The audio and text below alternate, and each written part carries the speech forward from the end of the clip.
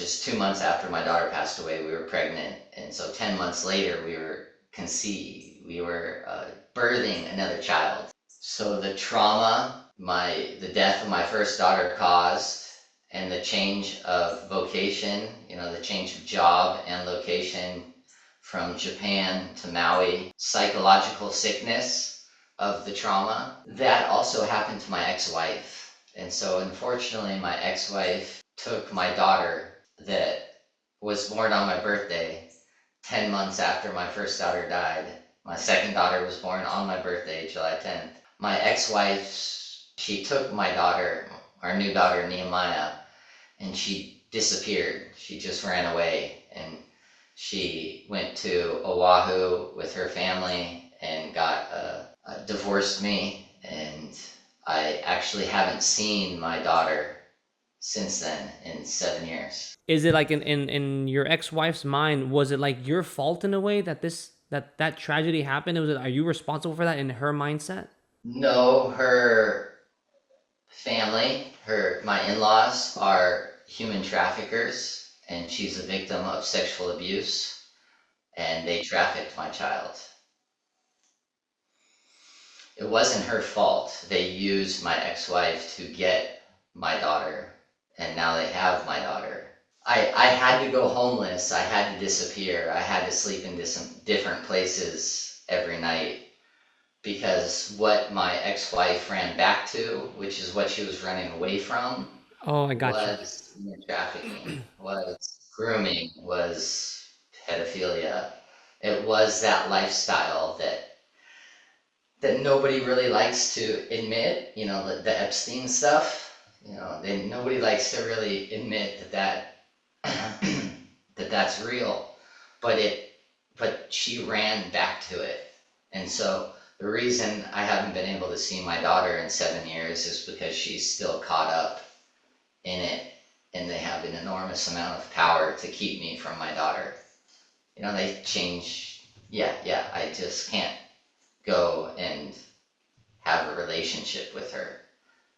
When you say That's when you say they have power, are you talking about people in Japan? Is it people perhaps in this country? Like, No, I'll give you an example. When I found out my father-in-law was a pedophile, I went down to the police station. I printed out letters of his victims, and I turned them into the police station in Pearl City. And 3 weeks later, I got a phone call, not from the police, but from my father-in-law. This was back in 2012, and said, "I hear you visited the police station. I want to let you know that there's nothing you can do." And then when my daughter was born, he told me that when my second daughter was born, he told me that she belonged to him, not to me, and that he was going to take her, and she wasn't mine, that I wasn't worthy of her, that it was her that, anyway, it was sick. It's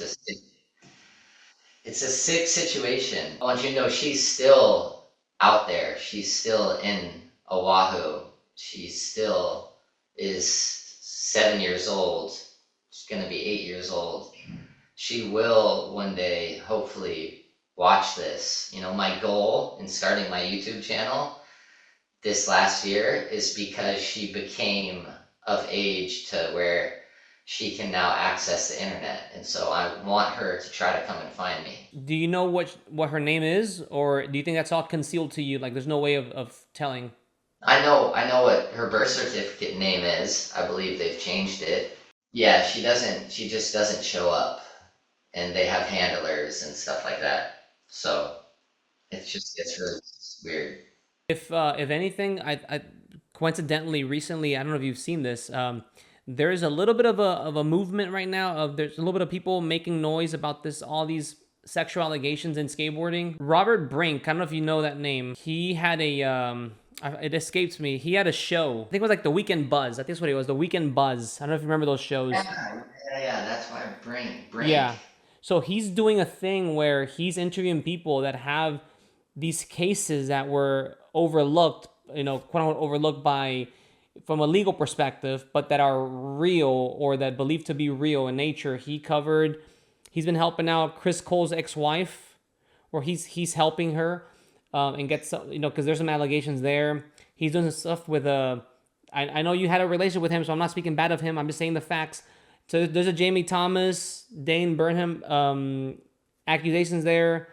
So he's working some stuff like that. So if you would like to, I would never do this without your permission, but if you would like to pick up some momentum and get that snowball effect rolling, I could potentially reach out to him because when I've messaged him, he replies. But maybe that's a whole nother conversation, perhaps behind the scenes, and then later we can make it public. But I think there's an opportunity there. He'd be interested, I'd say. 100%. That's the direction I'm trying to go. I'm trying exposure is because there's a time window before she disappears, either permanently or so. I'm looking for exposure right now. Okay, we can talk offline about that. And I'll tell you Yeah, all what right. some first steps.